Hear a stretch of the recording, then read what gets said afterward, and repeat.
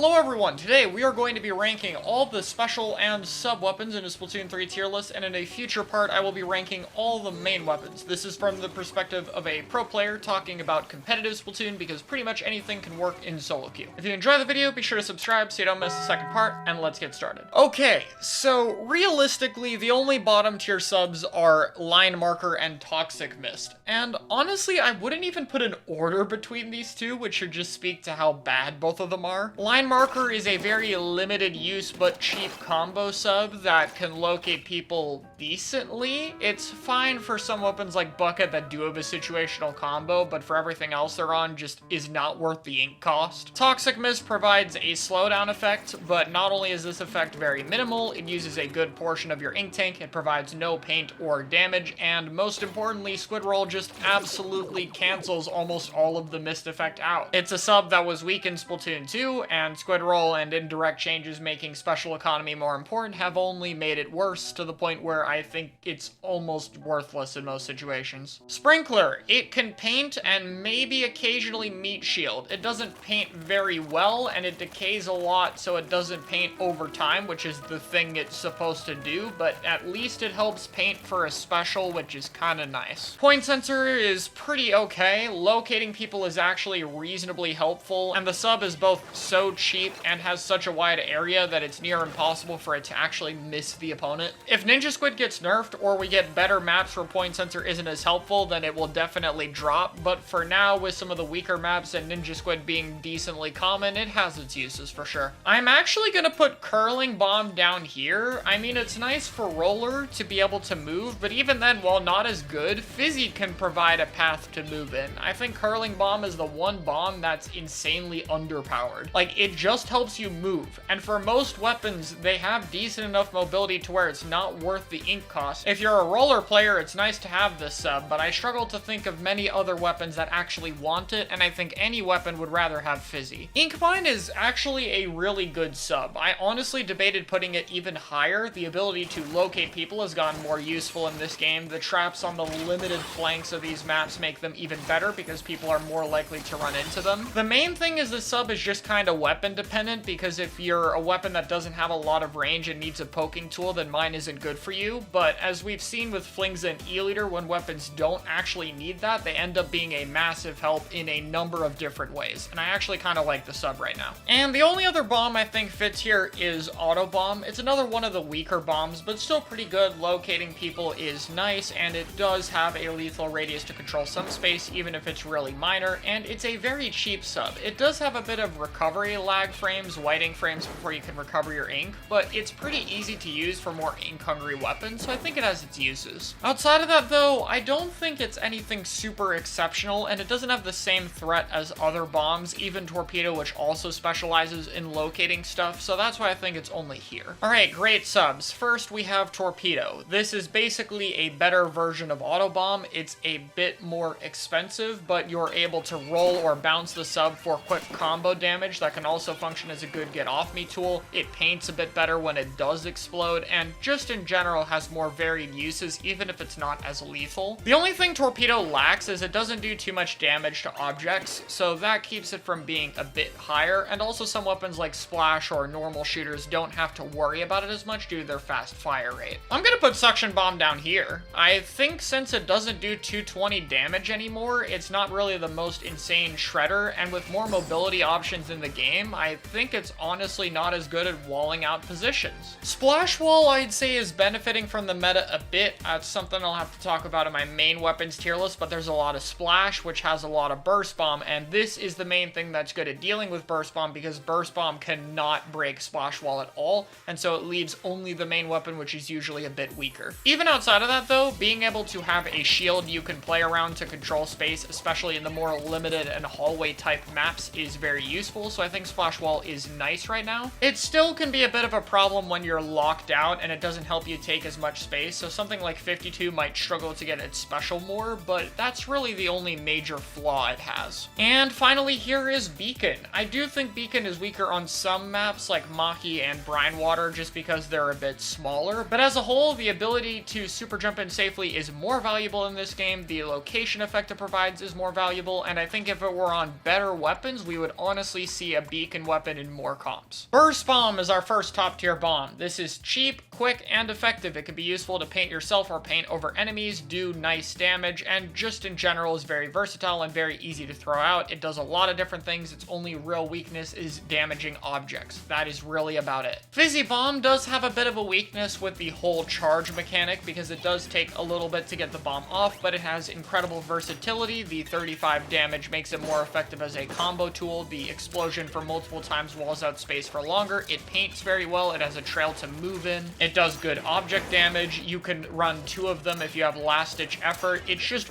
really versatile. It's a really good sub, and even with the added whiting frames they gave it, I still think it's one of the better subs in the game. Splat Bomb is the best sub in the game right now. It is great for a get-off-me tool and in general for comboing due to its quick explosion time, but unlike Burst Bomb, it maintains a lethal threat, is still good at damaging objects, and it of course still paints well like the other top tier bombs. There's just no real situation where this bomb is bad at, and the usefulness it has works with pretty much every weapon in the game. It's one of the best subs you can ask for. Special weapons. Let's start with the worst one. It's the shark. So they buffed this thing so it can't be parried. Cool, you can still just walk out of the way easier, and it breaks objects better now. Cool, but a lot of other specials do that better. This is supposed to be a repositioning tool or a potential aggressive option, but 60 damage isn't as great a combo number for the outside hit. The inside hit is way too small. The special has a lot of startup and end lag in which you have no iframes afterward, which I think is fair, but in this case you're just so vulnerable that you get punished way too easily, especially since you don't actually heal between starting it and ending it. So if you Reef Slider and someone hits you even a little bit, like say they do 30 damage, you will now have 70 HP when you explode, can't move, and then you die. I think the best use this has is to try to reposition, but even then you'll have to be on a really mobile weapon to even activate this in a safe spot anyway, and there's just other specials that do the whole approaching from a weird angle thing way better. I actually think Ultra Stamp is kind of okay. It needs to be on a super mobile weapon to use it from good angles, and the main problem is that the rush mode is just terrible. You have to get way too close to people and have way too little protection to the point where most good players can just easily punish it, but at least that mode is nice at breaking objects, which while it still requires you to get close to them, can be somewhat useful. The throw mode is also actually good. It does great object damage, is nice for threatening people, and relatively safe, and you can do it quickly if you need an ink tank refill, so that part about the special is nice. I think due to the high amount of HP specials right now, it's in a better spot than it would be normally, but if HP specials get toned back, then Stamp is only going to get worse. This is your Rainmaker special. If you want to be able to play Rainmaker more aggressively, this is typically something you'll run because the swim speed, run speed, ink resistance, quick respawn, and special saver are all especially useful for the Rainmaker carrier, and in general, Rainmaker prioritizes very fast comps that can move in quickly, and I think Tacticooler is best on comps like that. Outside of that, the special doesn't help you approach as much as it seems. It takes away your ability to hide at all for a long period of time, and most importantly, it forces your entire team to come to one area to grab the drinks. And forcing everyone to clump up all together is more of a weakness than people think it is, especially in coordinated play. Ink Vacuum is only this low, and first off I want to talk about what the special's bad at. While it's popped, it does not have the ability to paint or do damage. And what does this mean for something like a charger is that if you have a weapon that's supposed to be kind of like a crossfire weapon, then you lose the crossfire to vacuum.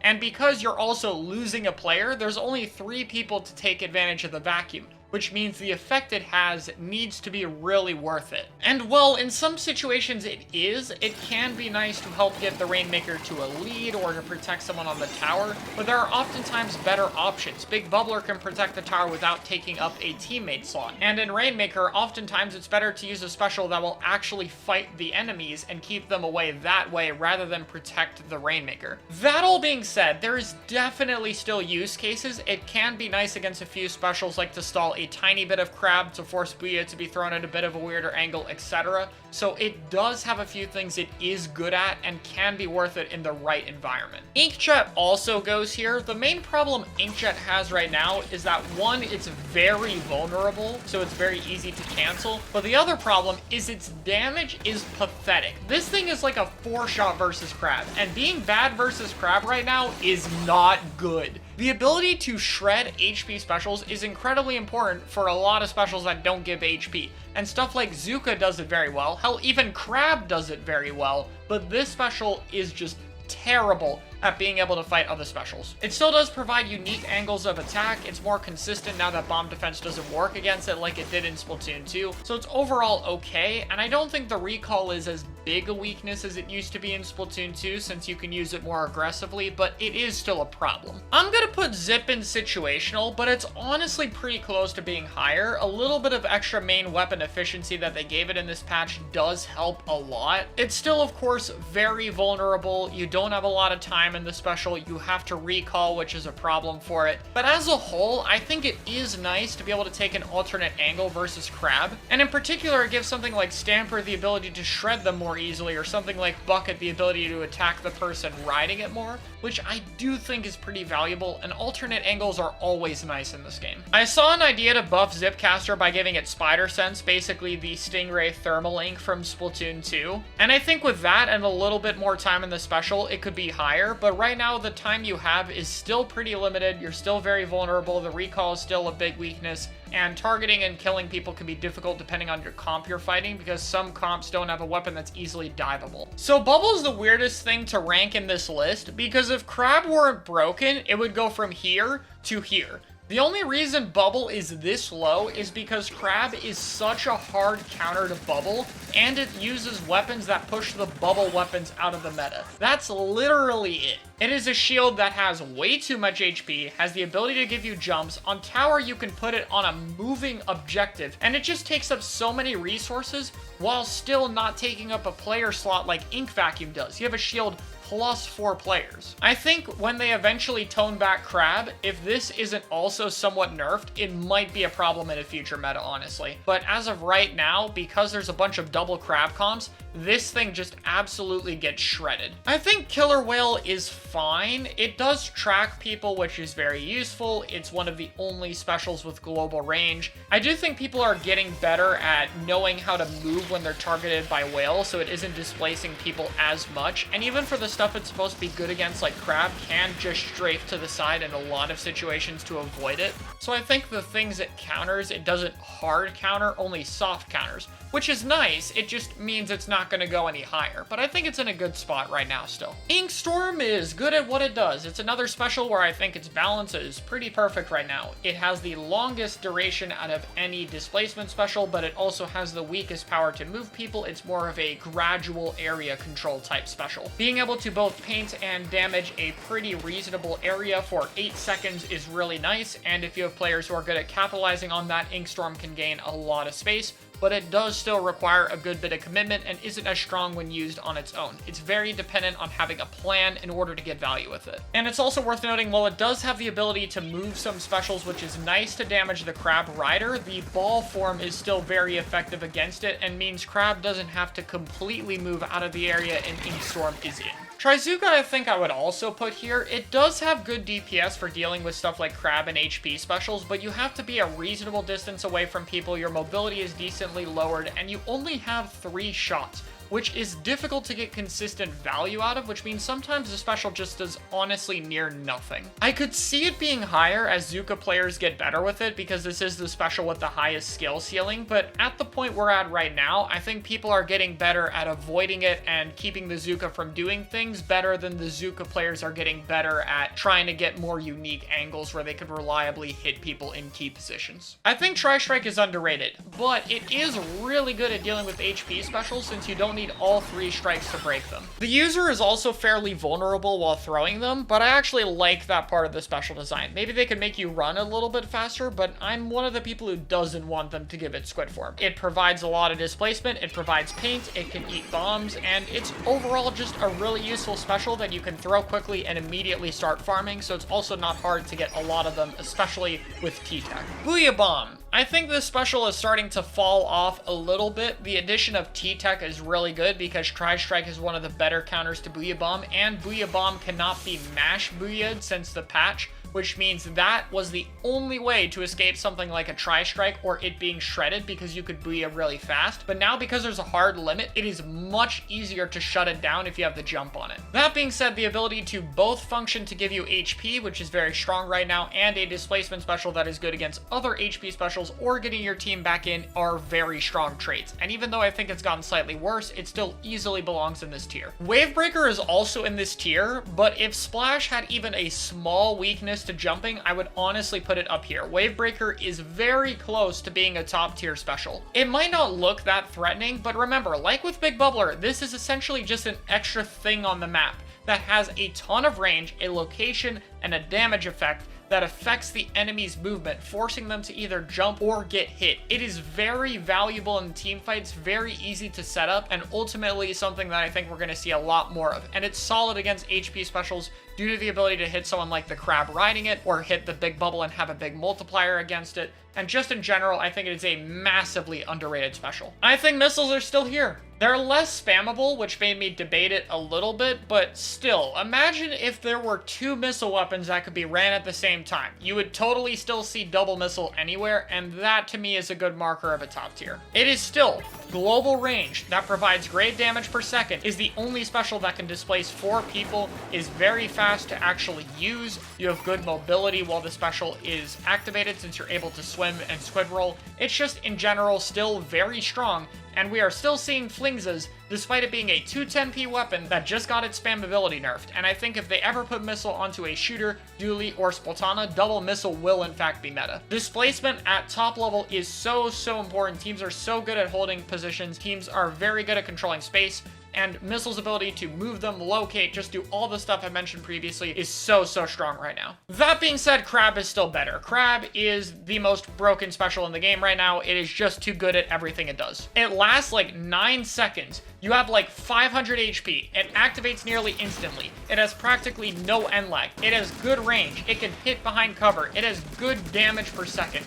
It just does so many things. Yes, the rider is vulnerable, but that's not going to matter on a lot of maps where you can keep people away from you and where you absolutely shred everything. And on top of that, you can just go into ball form to be able to stall. And you have 500 HP. Booyah Bomb is 470. You have more HP than a Booyah Bomb. Crab's design ensures that there's decent counterplay, but the special's attributes are just so overtuned right now that even with that counterplay existing, the special is still easily the best in the game, is good in pretty much any situation, deals with pretty much any special well, and is especially good on the more limited options to move these maps have. Alright though, that's gonna wrap it up for this part. We'll be getting to all the main weapons next time, so I'll see y'all there.